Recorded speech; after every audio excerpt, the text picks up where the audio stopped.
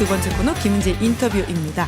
뜨거운 정치 현안 그 분야 최고 선수 모시고 이야기 나눠보는 시간인데요. 오늘은 두 분 모셨습니다 라고 해야 되는데 우선은 한 분만 먼저 모셨습니다. 부승찬 의원님 안녕하세요. 예, 안녕하십니까. 반갑습니다. 오랜만이네요. 네, 그러니까요. 대선 기간 고생하셨고 또 그 이후에는 좀 처음 뵙는 것 같아가지고 이 6개월이 파노라마처럼 지나간다는 생각이 들긴 하네요. 그렇죠. 예. 네, 먼저 저희 구독자분들한테 양해를 구해야 될 게 김상욱 의원님이 살짝 늦으신다고 해서 먼저 대화를 나누면서 기다리도록 하겠습니다. 이 또 생방송의 묘미가 이런 실시간 지각이다 보니까 너른 마음으로 양해를 좀 해주시고요.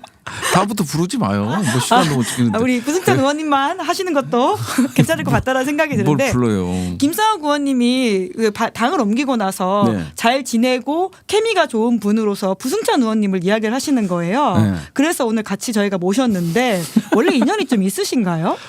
다른 당에 있을 때? 계엄 때부터요.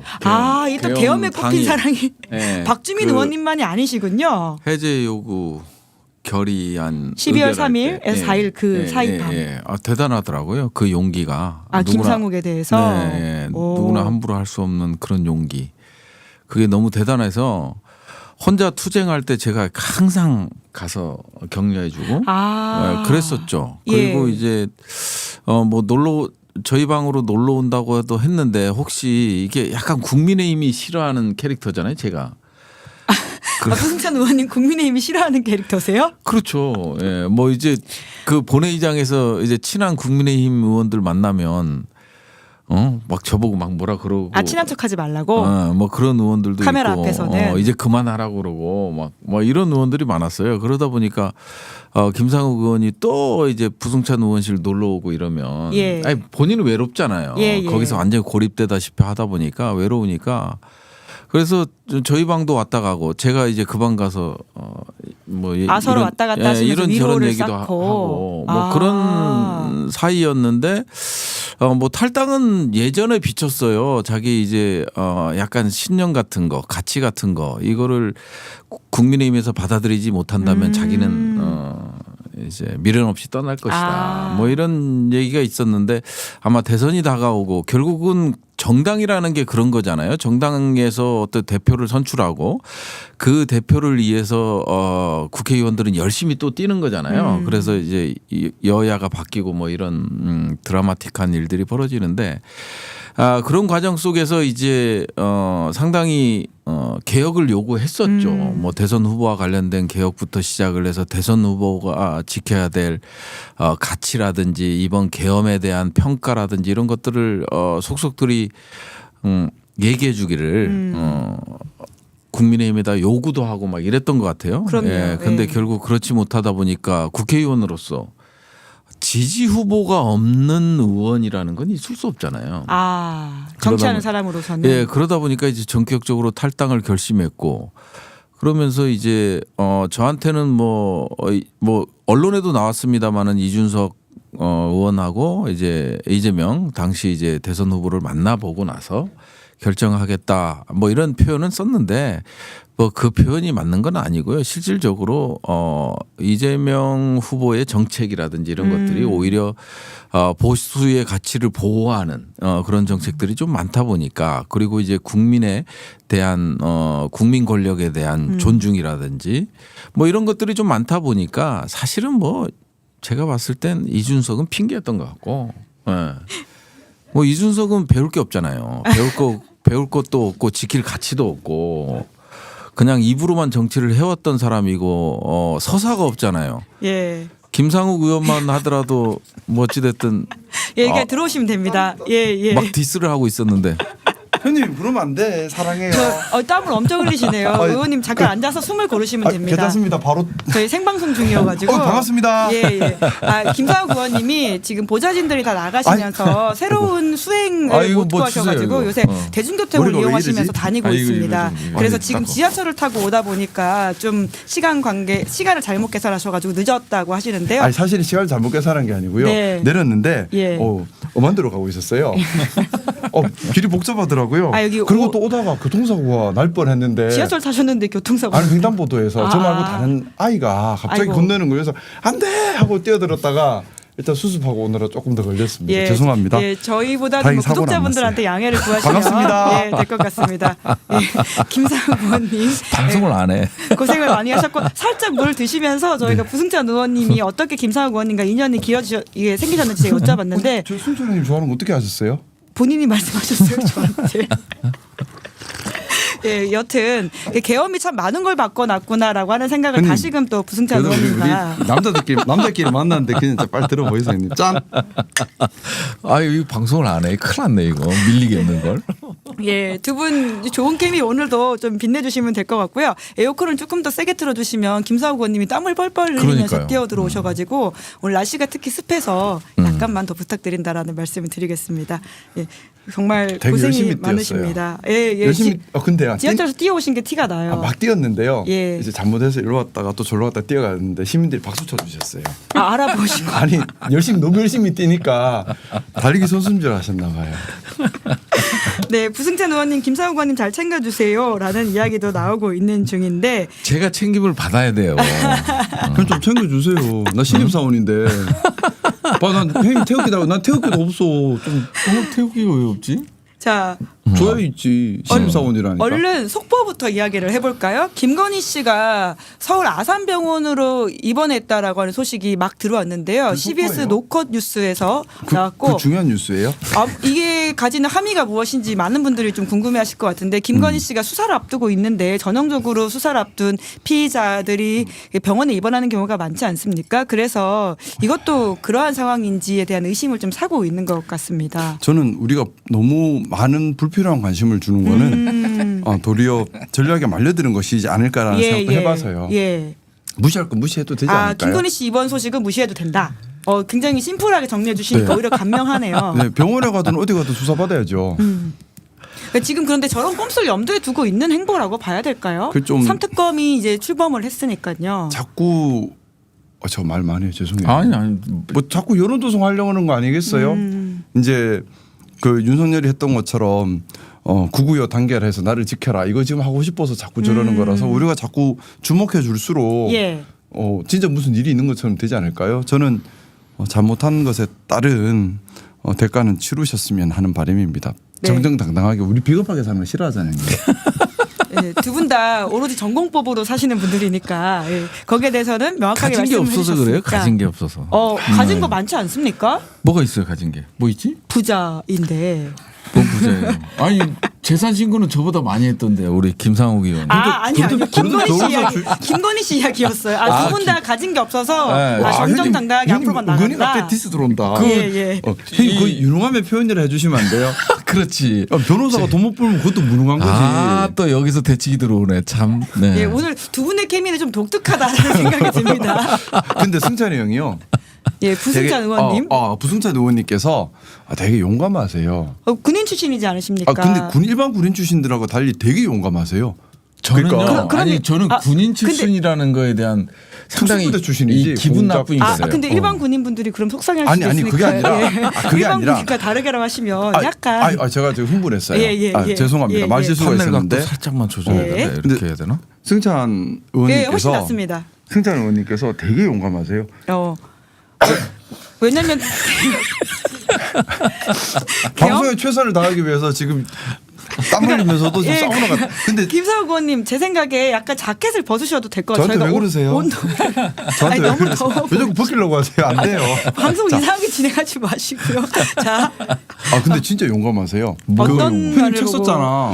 권력과 안보. 이건 목숨을 걸고 쓴 책이에요. 그것 때문에 변호사비도 많이 들어가고 힘들어요. 근데 저는 사실은 전역한 지 이제 17년 차거든요. 그 정확한 연도로 얘기하면 2008년도에 군복을 벗어서 군을 나왔어요.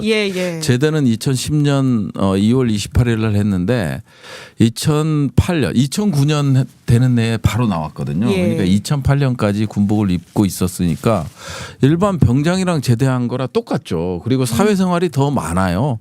사회생활 군생활보다는 사회생활이 많고 가장 젊었을 때 이제 군에 헌신했다고 그러면 아니고 군사 안보를 위해서 국가에 헌신했던 그런 거기 때문에 책 이야기 좀 해요. 책 이야기. 책 팔아야 돼 형님.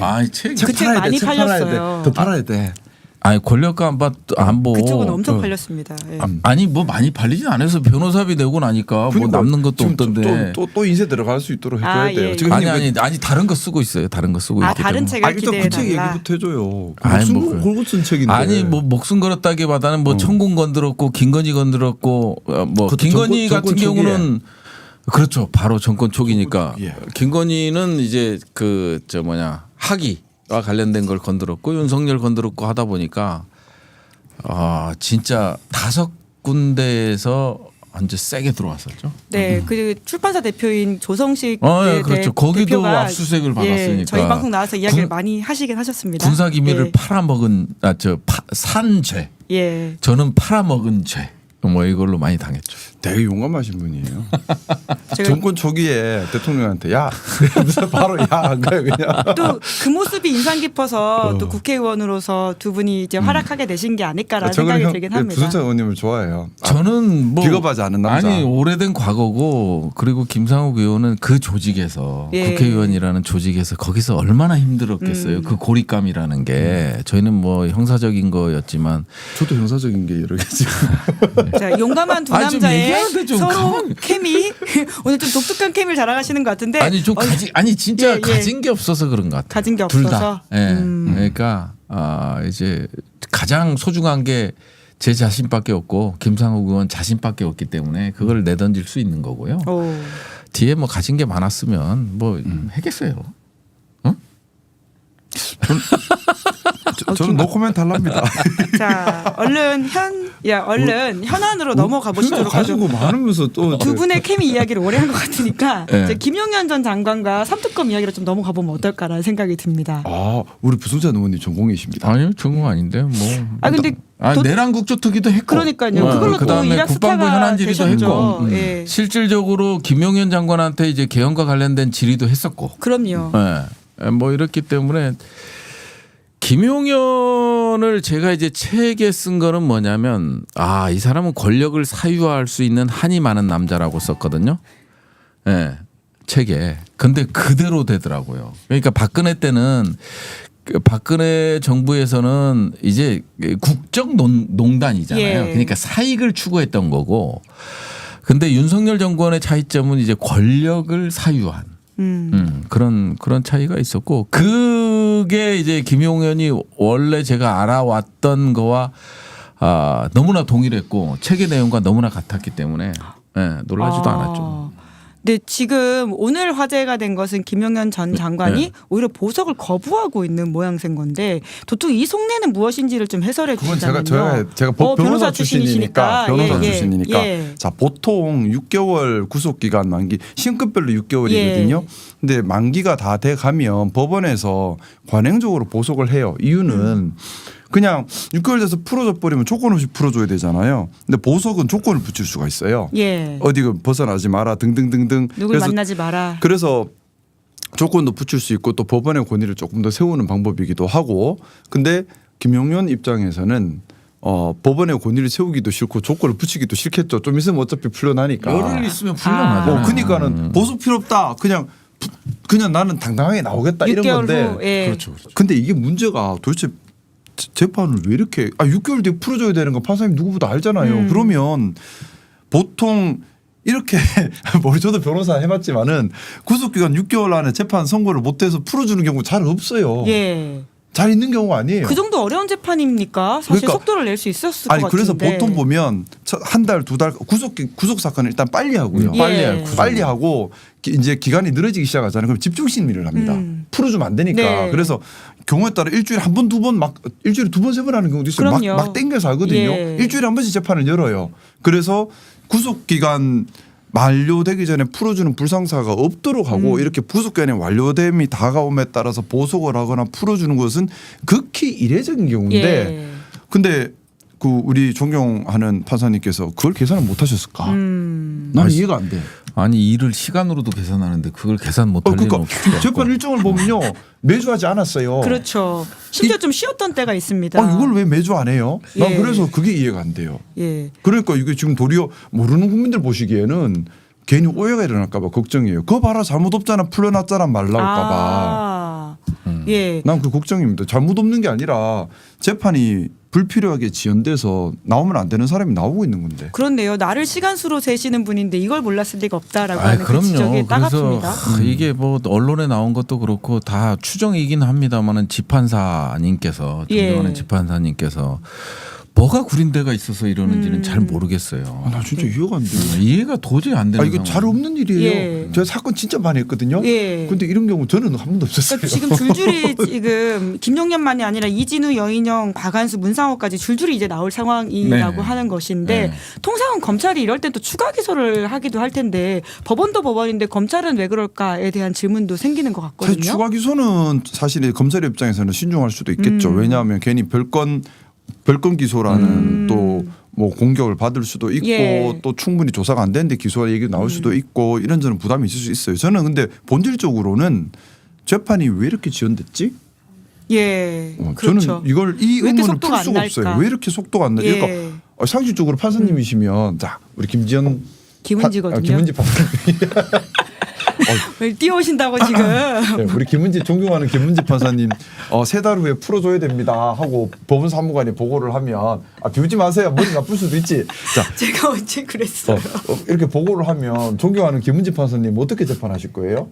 그러니까 집중 심리하는 게 맞죠. 그죠? 예, 예. 오늘 아침 9시부터 오늘 저 6시까지 끝날 때까지 한다 하고 하는 게 집중심리거든요. 네, 심지어는 밤 12시까지 하는 경우 저 취재 갔을 때 많이 봤습니다. 그러니까 예전에 한명숙 재판 새벽 1시까지 했어요. 이게 구속기간이 급해지면 예. 그거 불구속 상태는 재판을 그렇게 했어요. 10분 20분 하는 게 아니라요. 아침부터 밤까지 해버려요. 예. 그래서 못하면 다음날 또 해요. 그래 어떻게든 맞추려고 하거든요. 근데 바빠서 못 맞췄어요. 집에 가세요는 이건 이상하잖아. 예. 너무 이상하잖아. 결국은 어찌됐든 지금 저 집행정지 김용현 변호인 측에서 집행정지 이제 가처분 신청을 한 거잖아요. 예. 그게 이게 또 받아들여지면은 이제 구속 기간 만료로 인해서 나오는 그렇죠. 그런 그럼 상황까지. 조건도 없이 그냥 근데 풀려난다라는 이제 특검이 말씀이시네요. 이제 준비 기간이 20일인데 예. 최대한 빨리 하려고 할 겁니다. 그래서 지금 뭐 내란 중요 임무 종사 혐의하고 그다음에 이제 직권남용 직권남용 혐의로 2가지로 이제 기소가 된 건데요. 이제 특검이 진행되면 지금 특검법이 올라간 걸 보면 이제 외환. 저는 외환이라고 보기는 좀 어렵거든요. 아, 그래요? 왜냐하면 이제 헌법상으로 보면 헌법 3조에 보면 이 대한민국을 어디 영토 조항이 있잖아요. 그런 걸 봤을 때 반국가 단체죠. 북한은 예. 헌법상으로 보면 예. 그렇기 때문에 이제 그 전에 이제 총풍 사건이 있었던 것도 전부 다 이제 외환죄로는 적용이 안 됐었는데요. 일반 이적죄는 가능할 것 같아요. 즉 군형법상의 일반 이적죄는 뭐냐면 어떤 행위로 인해서 이제 군사적으로 이 이익을 훼손할 경우에 바로 그 외환 바로 밑에 있는 거거든요. 예. 그렇기 때문에 이제 전쟁을 유발한다든지 도모한다든지 이런 의도를 갖고 있었다는 게 특검상에는 특검법이 통과가 안 되니까 계속 저희가 빼고 해서 외환과 관련된 부분은 다 뺐었거든요. 평양 무인기부터 맞아요. 시작해서 예. 대북전단, 대북확성기 그다음 이런 것들을 전부 뺐었단 말이에요. 오물풍선 같은 경우도 전부 뺐었거든요. 그랬죠. 그리고 하다못해 그 특검 추천을 대법원장이 할 수 있게끔 바꿔놨었거든요. 그런데 이제 국힘에서 이제 이걸 받지 않는 바람에 결국은 이번에 아주 그냥 넣을 거 다 넣어서 간 거거든요. 그래서 특검 되면은 특검에서는 다시 예. 제가 봤을 땐 특검을 통한 재구속밖에 없는 것 같아요. 지금 현재 윤석열을 비롯한 주요 임무 종사자들 다 하나같이 이런 것들이 예. 결국은 다 엮여 있거든요. 예. 외환 일반 이적과는 다 엮여 있기 때문에 그걸 통해서 이제 혐의를 추가하게 된다면 이게 뭐 특검에서 또 와 근데 우리 형님 억수 똑똑하다. 뭐가 뭔 소리야 또 갑자기 억수 또 똑똑하다. 형님 원래 똑똑한 거 몰랐어? 와나 누가 우와 하고 있었어. 아니 난 뭐 말인지도 모르겠는데 이 어려운 거를 예. 아니 그래서 예. 그런 것들을 이제 제가 이제 계속해서 팔로우업을 했잖아요. 이제 평양 무인기 사건, 대북전단 사건, 뭐 이런 오물풍선 사건 이런 것들을 계속적으로 제가 문제 제기를 했었던 사안이거든요. 그런데 이제 내란 특위에서는 뭔 얘기까지 했냐면 야 이거 잘못하다가 역풍 맞을 수 있으니까 이제 북풍 이런 건 하지 말자. 근데 너무 명확한데 평양 무인기 같은 경우는 너무 그러게요. 명확해요. 예. 너무 명확하고 이제 제보자의 녹취도 다 받아놓고 실제적으로 팩트 체크도 해봤고 그 다음에 경로도 다 받았고. 어? 그러니까 평양호 병영도에서 평양으로 보내서 평양에서 그 무인기가 수십 바퀴 도는 그 경로도 전부 받았거든요. 그러니까 이거 너무 명확한 거지. 전쟁을 유발했다라는 거고. 그래서 이런 것들이 이제 아마 특검에는 포함되어 있기 때문에 이제 구속 기소될 때 이런 것들이 전부 빠진 상태에서 됐거든요. 그렇기 때문에 상당히 저는 빠른 시일 내에 이제 구속영장이 다시 청구되지 않을까 싶습니다. 형님 변호사보다 똑똑한 것 같아요. 에이. 법을 더 훨씬 많이 아세요. 아니 많이 아는 게 아니고 많이 끌려다녀 보니까. 전문가 근데 컵이 검찰 컵이네. 저희 앞에 있는 건 두 분 다 검찰 컵입니다. 이것도 검찰이고. 예. 저희 왜 시그니처. 무섭구러. 검찰 컵을 이제 무서워하지도 않아야 되는 시대. 죄 지은 사람만 걱정하면 되는 시절. 죄 안 지어도 우리 형님이랑 저는 지난 몇 개월간 많이 힘들었어요. 그건 하시죠. 아직 힘들어요. 네. 저도 저는 다 끝났다. 나는 다 끝났어. 저는 재판 한 번 했는데 이제 앞으로 이제 계속. 책 내신 혐의 아직도 재판이. 네, 중앙지검으로 간 거 두 건은 아직 연락이 없고요. 검찰에서 연락이 없고. 변호사 안 필요하세요? 안 되는데 국회의원 하시면 왜 그래 또. 그러네요. 그래서 이제 지금 군사법원에 있는 것만. 네, 지금 진행 중입니까? 예, 진행 중이라 첫 재판을 했는데 검사가 한 명 오나? 한 명 오기도 해요? 검사 한 명 오죠. 아니 통상 두 명이 앉아 있던데. 아니 그러진 않아. 공소유지에 힘을 안 쓰는 것 같다. 또 그 얘기하려고 큰 사건이 아니다. 큰 사건이 아니지. 아니 이제 초임 검사 같아 보이는 사람이 한 명 왔는데 원래 공판부 검사들이 짬이 안 돼요. 아니 최소한 공소장에 있는 것들은 잘 모르고 오는 경우도 있죠. 모르니까. 그만큼 성의가 없고 아니 이게 공소유지 파일이 의지가 3개입니까 없네요. 2개입니까 이 얘기를 하니까 공소장에 쓰여 있는 걸 재판장이 물어보니까 뭐라고 그러냐면 그건 피고인이 잘 알죠. 이러는 거예요. 제가 그럼 공식적으로 그 검찰에 좀 야물게 해달라고 좀 그런. 그 내란 특위 관련해서는 이번 국무회의 때 그 차관이 대통령 앞에서 반대 의견 개진하면서 외환 혐의로까지 번지는 거에 대한 우려 이야기를 했더라고요. 이게 어떻게 보세요? 뭐냐면요. 이게 사실은 김선호는 모르는 입장이에요. 그다음에 군인 군복이 입고 있어도 모르는 경우가 있거든요. 왜 모르냐면 이건 작전의 일환이라고 생각할 수 있는 거예요. 군인들은 저 평양에 가서 정보 수집해. 그래서 이제 작전의 영역으로 생각을 할 수도 있어요. 그러니까 군인들의 행위로 옮기더라도 이게 과연 외환이나 일반 이적이 가능한가 이런 판단을 안 하거든요. 근데 문제는 두 가지를 위반한 거예요. 뭐냐면 군사작전에 활용할 수 없는 무기 체계를 활용했다라는 건.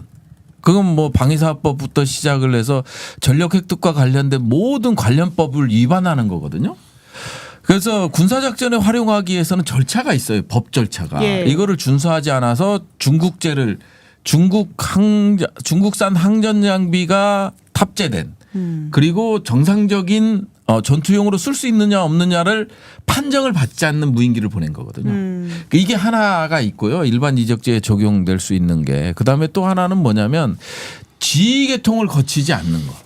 그러니까 작전이라는 거는 합참이라는 작전 통제, 작전 지휘 권한을 갖고 있는 합동참모본부의 명에 따라서 움직여야 되는데 그게 안 이루어졌거든요. 그러다 보니까 김선호는 아무 지식이 없는 상황에서 그런 답변을 한 거고. 근데 왜 군인들은 몰랐다라는 거지. 가만히 있으면 되지 왜 또 굳이 국무회의에서 말을 했을까?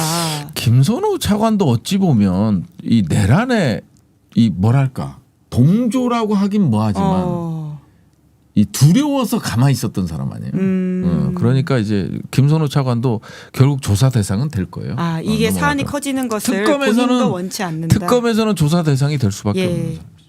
그 최상병 특검도 아무래도 또 전문가이시니까 여쭤봐야 될 것 같은데 이명현 특검과 또 인연이 있으시다고요. 아주 친하죠. 총선 때 이제 저희 그 사무실에 총선 캠프에 와서 저 선거 운동을 돕기도 했고. 그 정도세요? 근데 조국 혁신당 추천 몫이던데요? 아니 뭐 제가 뭐 저보고 추천하라고 안 했기 때문에 제가 추천하라 하더라도 이명현 변호사를 추천했을 거예요. 왜냐하면 그 이회창 그 장남 그 병목비리가 있었잖아요. 그거에서 이제 합수본이 꾸려졌잖아요. 검경군. 거기에 이제 수사팀장을 맡았었고 그러면서 상당히 올곧은 길을 걸었어요. 예. 뭐 그다음에 노무현 정부 때 그 군사법제도개혁위원회 또 위원 역할도 했었고 상당히 오래전부터 이제 알고 있었고 제가 야인 시절에 이제 서초동에 가면 맛있는 비싼 밥을 많이 사주시기도 하고 그다음에 김용현 또 사건을 맡아서 했었잖아요. 김용현 사건. 네, 17사단. 예. 사단장 김용현이 사단장 할 때 상대방으로서 했다는 말씀이신 그 거죠? 연대장 예. 변호를 맡았다가 결국은 패소했죠.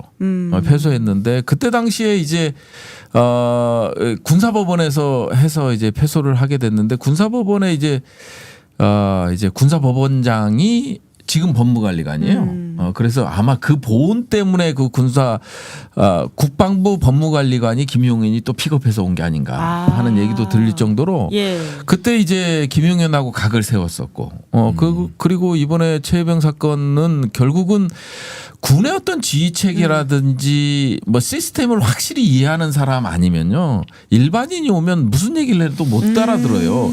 그러니까 군사법원에서도 1심에서 유죄가 나왔어. 그 고법 가서 무죄가 나오기 어렵고 예. 무죄가 나왔어. 고법 가서 이제 유죄가 나오기 어려운 게 이 고법 항고를 하게 된 상고심에서는 군에 대한 이해도가 부족하잖아 판사들이 아무리 잘한다고 하더라도. 예, 그래서 아주 최혜병의 적격인. 완전 선수 만났다 이렇게 봐야 되겠네요. 그렇죠, 선수죠.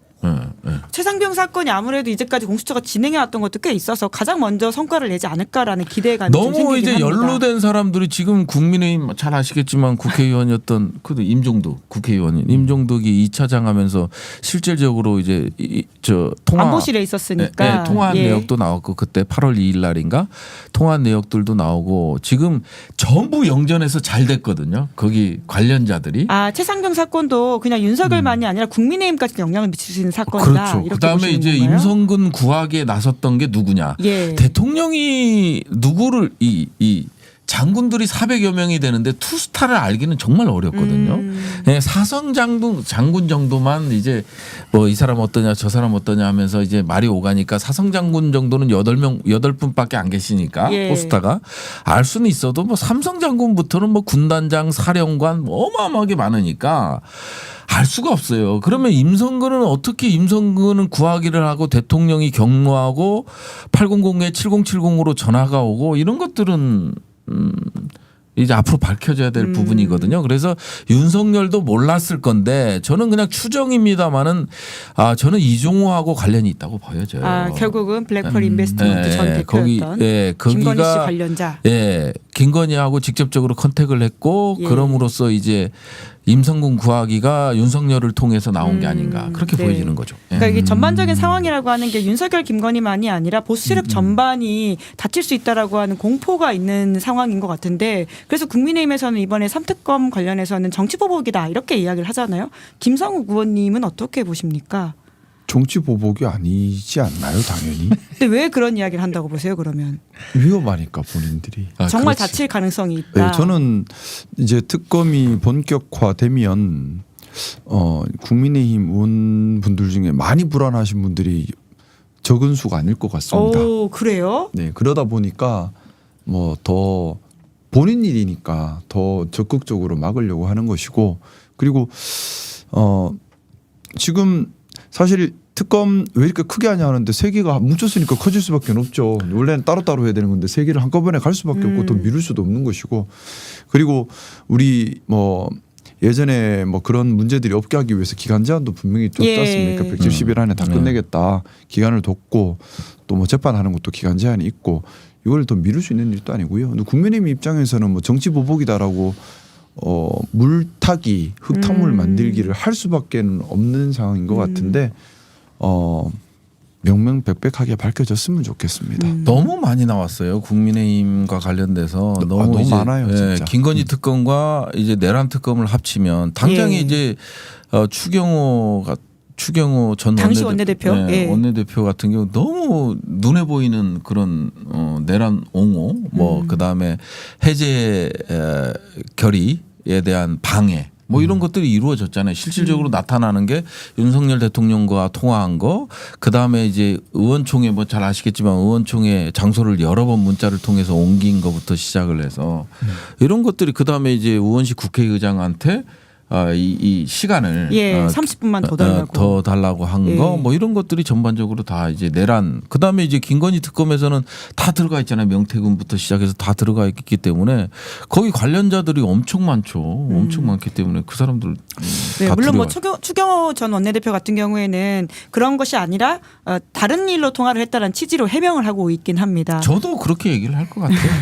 근데 좀 이게 진짜 정치 보복이 아니다라는 것을 국민들께서 명확하게 알아주시면 좋겠어요. 이거를 자칫 국민 통합한다고 해놓고 왜 이렇게 하느냐라고 말을 해버리면 아니 국민 통합도 헌법질서 안에서 하는 것이고 국민 통합도 우리가 올바름을 추구하는 범주 안에 있는 것이지 우리가 뭐 제가 좀 자주 그 말씀을 드리는데 우리 역사가 비겁한 경험을 자꾸 축적하면 안 돼요. 그러니까 일제 그 식민지배가 끝난 후에 잔재를 청산하지 못해서 그 후유증이 오래 갔잖아요. 네. 독재가 끝난 다음에 부역자들을 청산하지 못해서 그 잔재가 또 오래 갔잖아요.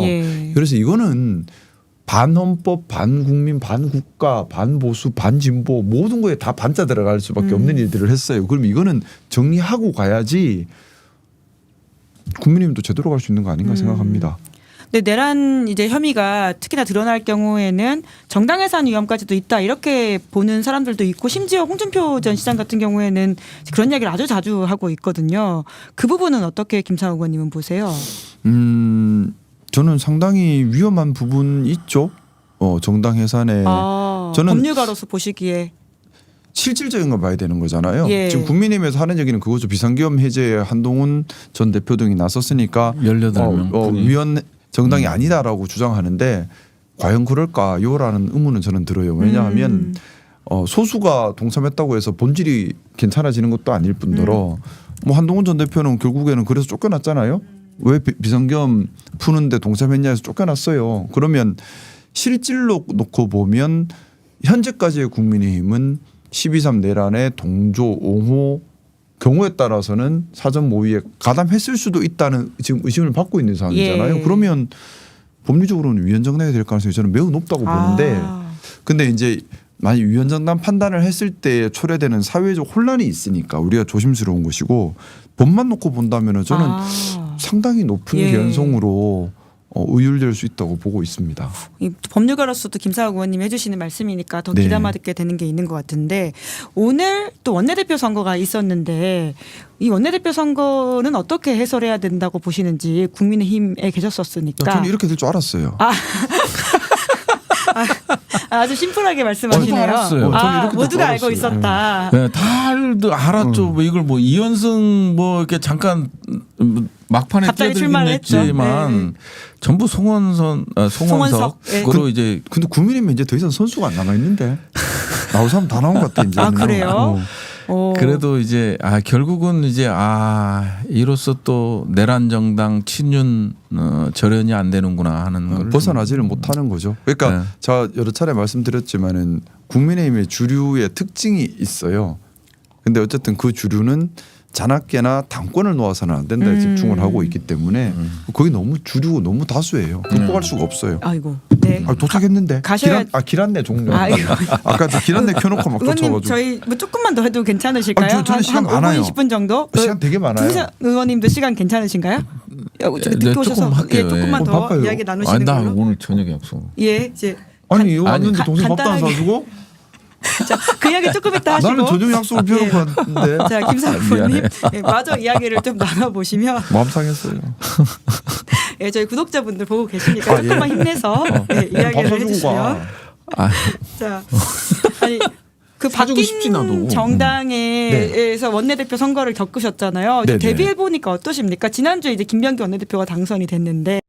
좀 차이점이 많이 있습니다. 첫 번째는 당원들이 참여를 한다라는 차이점이 첫 번째 이번에 차이점이고. 처음이긴 합니다만 민주당도. 그렇죠. 처음이죠. 저는 상당히 좋은 것 같다는 생각입니다. 왜냐하면 당원들이 참여함으로써 당연하지만 당원들의 관심을 유도하고 그게 민주주의잖아요. 예. 또 당연하지만 당원들 눈치를 보고 더 잘하려고 하고 저는 그게 아주 좋은 것 같고요.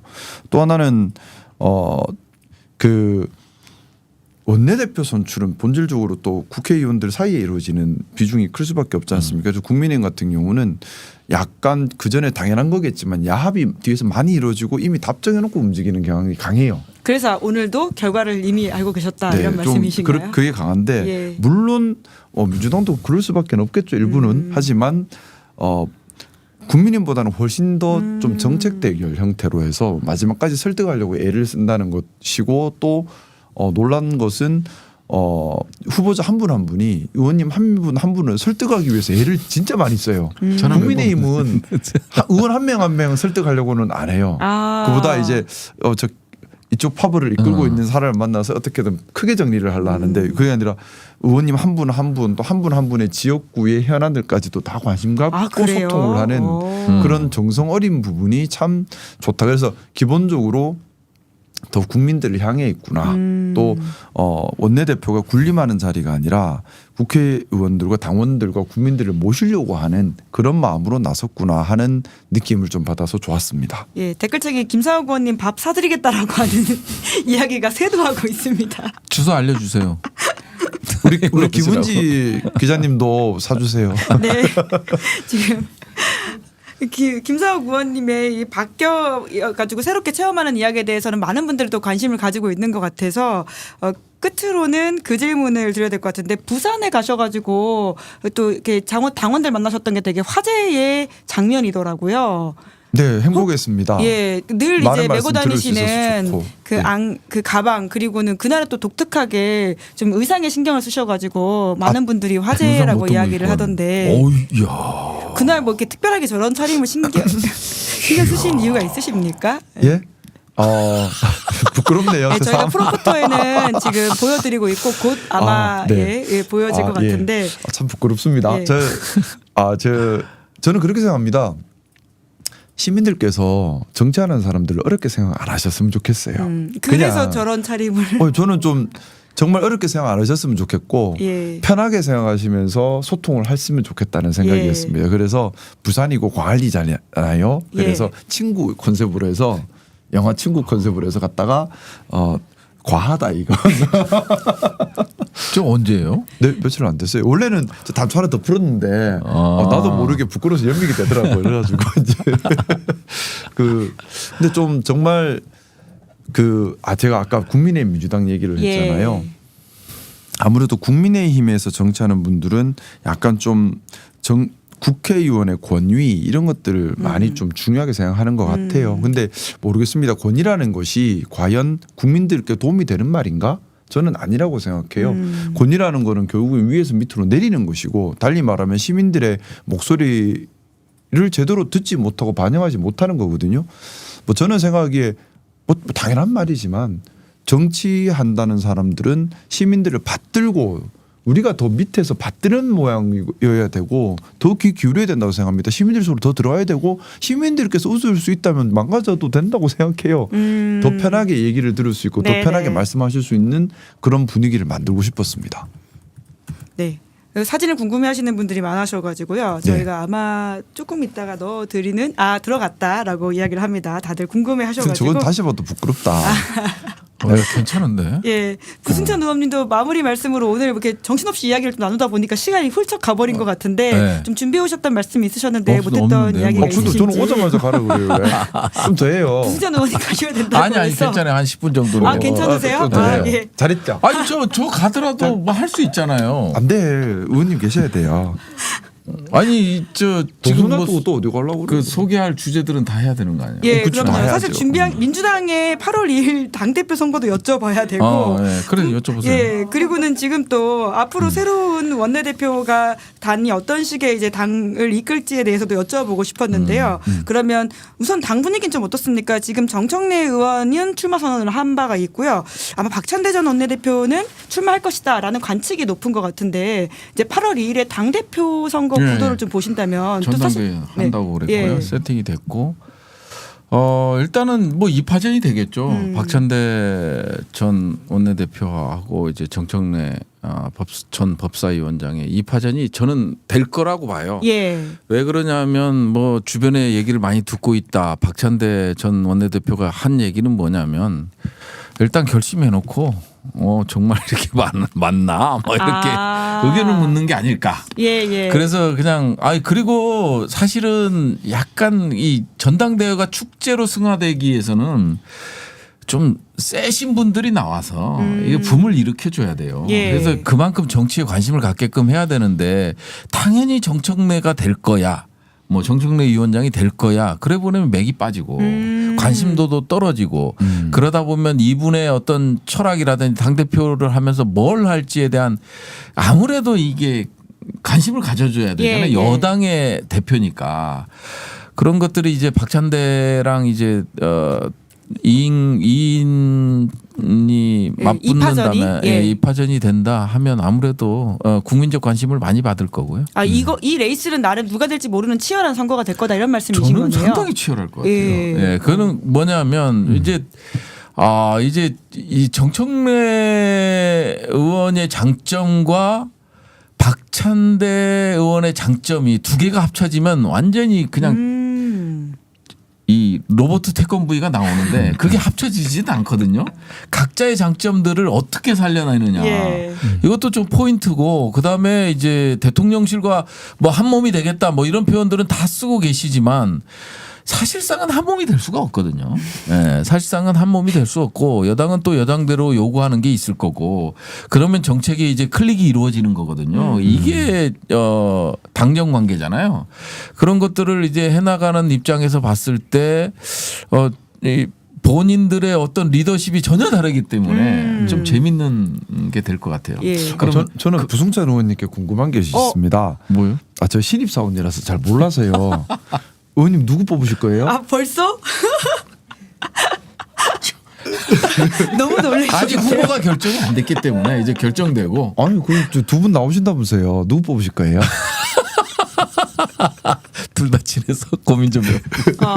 일단 뭘 할지 이분들이 무슨 선택을 할지 그다음에 어떤 자세로 임할지 정책은 뭔지 이런 것들을 봐서 우리 지역구에 많은 힘을 몰아줄 수 있는 사람. 그걸 기준으로 해야 되는구나. 알겠습니다. 아니 뭐 지역구 의원이다 보니까. 그러니까 저는 신입사원이라 잘 몰라서 뭘 기준으로 해야 되지? 이게 둘 다 이제 훌륭하신데 그리고 이제 동지잖아요. 사실은 동지고 그다음에 이제 막 요즘 보니까 SNS에 막 이게 벌써 정청래파, 예. 박찬대파 해갖고 완전히 부딪혀요. 그런 것 좀 없었으면 좋겠어요. 진짜 그건 맞아요. 서로가 정말 아름다운 경쟁을 했으면 좋겠어요. 근데 네. 그렇게 할 것 같아요. 네. 그렇게 안 하면 우리 승찬 회님이 화를 낼 거라서. 네. 희마와리님이 공개로 부르면 안 된다. 비밀이다. 이야기를 지적해 주셨습니다. 이게 훅 들어가신다라고 하면서 그러면 김상욱 의원님한테 마지막으로 지금 가셔야 되는 거예요? 아니 괜찮아요. 하여튼 한 20분까지는 계세요. 그러세요? 점점 늘어나는 거예요. 아니 원래 6시인데 전 부승찬 의원님 말씀을 많이 양해하고 듣고 왔어요. 싶어요. 예. 양해 말씀 드리고 왔어요. 네네. 아니 정말 그럼 그냥 끝으로만 여쭤봐야 될 것 같은데 지금 여튼 정부가 꾸려진 지 일주일이 됐고 또 그 사이에 인사 이슈들이 계속 불거지고 있는데 지금 실제로는 첫 번째로 오광수 수석은 스스로 사퇴하는 모양새로 이 문제를 이제 마무리하긴 했었지만 아직도 김민석 후보자 관련해서는 국민의힘에서는 공세를 이어가고 있는 모양새인데 인사 이슈에 대해서는 좀 어떻게 두 분은 보시는지 궁금합니다. 그걸로 마무리할까요? 아무래도 약간 삼자적 시각이 남아 있잖아요. 지금 먼저 얘기를 한번 들어보죠. 저한테 3대 시간이 남아있구나. 남아있지 아직 그래도. 예. 3대 시각으로 말씀드리겠습니다. 우선 좀 그 생각이 들어요. 이렇게 너무 먼지털이식으로 해버리면 누가 일을 할 수 있을까요? 그러니까 일을 잘하는 게 중요하잖아요. 근데 우리는 신이 아니에요. 그 평생 살아온 거 다 해서 작은 하자라도 뭘 만들어서 못한다 하면 정말 일을 할 수 있는 능력과 의지를 가진 사람이 일할 기회를 못 갖게 되겠죠. 중요한 건 국민을 위해 봉사할 수 있는 사람을 세우는 게 중요하지 않나라는 생각이 들고 또 물론 뭐 우리 김민석 후보님, 국무총리 후보님께서도 잘못한 것이 있다면 국민들께 내가 모자란 점이 있었습니다. 그 모자람을 앞으로 그 송구함을 가지고 잘못한 건 인정하고 국민들을 더 잘 받들겠습니다. 하는 태도를 보여주시면 되고 지금 그런 태도를 보여주시고 계신 것 같아요. 근데 문득 예전에 그 윤석열 정부 초기에 한덕수 국무총리 올라올 때가 생각이 나요. 제가 알고 있기로는 한덕수 국무총리가 정말 하자가 많았던 것으로 제가 그때 정치할 때가 아니었으니까 저는 정말 제3자였죠. 예. 그때는 정치 자체를 안 할 때였으니까 제 기억으로는 하자가 많았죠. 상당히 많았죠. 근데 민주당에서 다수당임에도 불구하고 그렇게 토를 달지 않고 통과를 시켜줬어요. 이유는 정권 초기에 국무총리를 틀어버리면 국가 전체가 혼란스럽고 정부가 일하기 힘들다는 것 때문이었던 걸로 저는 기억해요. 다수당인데도 불구하고. 자, 어떻게 보면 정치에서 서로 간에 지켜야 될 보이지 않는 서로에 대한 배려와 존중감이 아닌가라는 생각을 해봅니다. 김민석 후보가 물론 완벽하진 않아요. 근데 그게 한덕수 국무총리 당시보다는 나은 것 같다는 생각은 하거든요. 근데 그때 민주당에서는 그걸 크게 트집 잡지 않고 그래 일해봐라 했는데 이번에는 일하지 마라 하고 있잖아요. 물론 무언가 감추다가 반성하지 않고 있다가 또는 국무총리직을 수행하는데 치명적인 능력상 문제가 있는 부분이다 하면 당연히 문제가 되겠죠. 근데 그게 아니다 하면 모르겠어요. 그리고 또 그 생각도 해봐요. 인사검증을 너희 살아온 아기 때부터를 다 해보겠다 보다는 좀 나눠보면 어떨까. 그러니까 기본적으로 뭐 미국 같은 경우는 7년 전까지를 본다 하더라고요. 그렇게 본다든가 아니면은 물론 뇌물 이런 건 절대 안 되죠. 그런 거는 다 봐야겠죠. 근데 그런 게 아니라면 좀 기간을 나눠봐서 봐야 되지 않나라는 생각도 들고 또 너무 신상털기 형태로 해서 가족에 도와주는 지인까지 다 괴롭혀버리면 좀 모르겠어요. 과연 일할 수 있는 사람 찾기가 참 힘들지 않을까라는 생각. 다 떠나서 좀 일 좀 하게 해줬으면 좋겠어요. 지금은 우리나라가 너무 힘들어요. 네. 경제적으로도 힘들고 대외관계도 힘들고 하루하루가 지금 서민들도 너무 힘든 상황이라서 일을 하는 게 먼저거든요. 일할 수 있는 능력과 의지가 있다면 그걸 기준으로 좀 일할 수 있도록 해주는 것이 좋지 않을까라는 생각 해봅니다. 그게 정치에서 필요한 서로 간의 존중 중에 하나라고 생각해요. 아닌가? 맞아요. 조승찬 의원님은 덧붙이실 말씀이 있으신가요? 아니 뭐 지금까지 나오고 있는 게 아까 우리 김상욱 의원님도 말씀하셨지만 실질적으로 뭔가 숨기려고 하는 건 아니거든요. 지금 제출한 문건과 관련돼서 그 부분에 대해서 지금 나오는 것들이거든요. 뭐 이제 후원금을 받은 문제라든지 뭐 아들 문제라든지 이런 것들이 이제 다 뭐 거기서 나오고 그다음에 이 부분에 대해서 적극적으로 또 김민석 총리 후보는 페이스북을 통해서 SNS를 통해서 이제 이실직고를 하는 거죠. 그리고 잘못된 부분에 대해서는 뭐 모자랐다라는 반성 그리고 사과 유감 표명도 같이 이루어지는 거고 그다음에 이제 오광수 민정수석 또 나름대로의 본인만의 기준을 가지고 내가 이런 문제 차명 부동산 뭐 문제라든지 이런 것들 차명 계좌 문제 이런 것들을 가지고 내가 과연 검찰을 개혁할 수 있느냐 나 이런 걸 가지고 또 구속도 시켜보고 뭐 이랬을 텐데 그런 부분에 대해서는 국무총리와 민정수석은 좀 다른 것 같아요. 결이 다른 것 같고 제가 봤을 때는 충분히 또 김민석 이제 총리 후보가 능력도 있고 그리고 이제 아까 말씀하신 대로 초대 총리잖아요. 이제 정부 출범하고 초대 총리고 이제 국무위원들 또 재청도 해야 되고 뭐 이런 것들이 좀 계속해서 이루어지는 숨가쁜 시기다 보니까 너그러운 마음으로 조금 이 정도 부분에 대해서까지 이거 너무 털어대는 거는 좀 아닌 것 같아요. 근데 저 조금만 말 덧붙여도 돼요? 근데 재미난 게 있어요 이번에. 뭐냐 하면 인사검증하면서 민정수석이든 국무총리 후보자든 지금 나오고 있는 말들이 거의 어떻게 보면 민주당의 자체 검증으로 나오고 있어요. 국민의힘에서 뭘 발견해 가지고 막 공격하는 게 아니라 보면 다 민주당 우리 안에서 이건 문제인데 얘기해봐 하면서 국민의힘 옆에 있다가 듣고 그렇구나 하고 큰 소리 치고 이러고 있거든요. 그걸 보면서 국민의힘이 정말 야당 기능을 못 하고 있구나. 하나랑 또 하나는 우리 좀 민주당 안에서 자체적인 견제와 균형을 하려는 시도 그러니까 우리 편이랑 무조건 박수 쳐주는 게 아니라 우리 편이니까 더 우리가 먼저 더 검증해야겠구나라는 문화와 여론이 일고 있고 실제로 그게 행동으로 나타나고 그래서 지금 맞잖아요. 지금 김민석 후보자나 민정수석 후보자나 지금 다 보면 국민의힘에서 의혹 제기한 것보다는 다 우리 자체적으로 야 이거는 소명해야 돼 이거는 소명해야 돼 하면서 말이 나오고 있어요. 이게 건강한 모습인 것 같아요. 민주당을 지지하면서도 오광수 건 같은 경우는 이게 전부 우리 민주당 지지층에서 나온 거거든요. 예. 이 사람 임명해서는 안 된다 하면서 막 그 과거 전례라부터 시작해서 그러니까 이걸 나쁘게 보면 안 된다니까. 그러니까 건강한 거예요. 네, 근데 이제 이게 국민의힘에서 한 건 아니고 김민석 건도 마찬가지잖아요. 오늘 아침에 또 SNS에 한 건을 올렸는데 코넬 대학교에 이제 아들이 이제 자녀? 인턴으로 왔는데 그 교수 이메일을 공개했잖아요. 이런 것들도 보면 뭔가 숨기려고 하는 게 아니라 뭐 의혹 제기되는 부분에 대해서는 적극적으로 국민들께 설명하는 모습들이 좀 달라진 풍토라고 보여져요. 네. 네. 아, 저 지금 봤는데 왜 형님만 이런 거 있어요? 아니 이거 우리 보좌관이 이거 좀 우리 김상욱 의원이 좀 설명 좀 해줘요. 아니 나도 부승찬 후원. 예, 우리 부승찬 의원님 왜 후원해 주십시오. 농협. 근데 이분 누구세요? 접니다. 좀 다른데. 일단 부승찬의 든든한 후원인이 되어 주십시오. 농협 351-1304-285593 다음엔 내가 해줄게. 화이팅. 예. 부승찬 의원님 화이팅. 김상욱 의원님도 다음에 나오실 때는 만들어서 나오시면 저희가 홍보할 시간 드리도록 제가 부끄러워서 하겠습니다. 그런 거 잘 못해요. 아니 저도 못했는데 예. 그냥 이거 그냥 차에 실어져 있어요. 그리고 근데 너무 잘생겼다. 아, 이거 자, 많이 이제 들어올 것 같아요. 끝내야 본인. 될 시간인 것 같습니다. 너무 용감한 잘생겼어. 두 분이 그 묘한 케미를 보여주셔서 이것은 어떤 케미인가? 이건 지각 케미인가? 지하철 케미인가? 여러 가지 생각을 하게 되는데 자 마무리하도록 하시죠.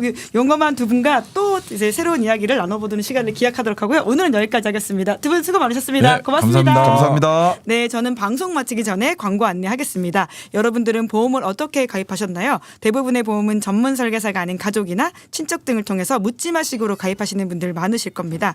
그러다 보니 꼭 필요한 보장들이 포함되었는지 지금 내가 보험료를 얼마나 내고 있는지 적정한 수준인지 모르시는 경우가 태반인데요. 이런 분들을 위해서 전문 보험 클리닉 업체 더 착한 보험을 소개해드립니다. 요즘 경기가 안 좋아서 보험료 나가는 게 부담스러우신 분들 많으실 텐데요. 이럴 때 보험료는 줄이고 보장은 유지하는 방법도 있다고 하니까 상담 받아보시면 좋을 것 같습니다. 상담 예약은 대표번호 1644-1236 010-7612-3303으로 연락 주시거나 24시간 언제든지 문자 카톡 남겨주시면 확인 후 연락드리고 있다고 합니다. 자 여기까지고요. 저는 내일 오후 5시에 그거 앞으로 비공식으로 좀 나오면 안 돼요? 아이고. 얼마 안 됐는데. 우리 또치 의원님의 끝없는 방송 욕심은 다음을 기약하도록 하고요. 저희 아직 방송이 안 끝나서 자 의원님 여기까지 하도록 하겠습니다. 오늘 방송 재밌게 보셨다면 구독, 좋아요, 알림 설정 부탁드리겠습니다. 고맙습니다. 시사인이 만드는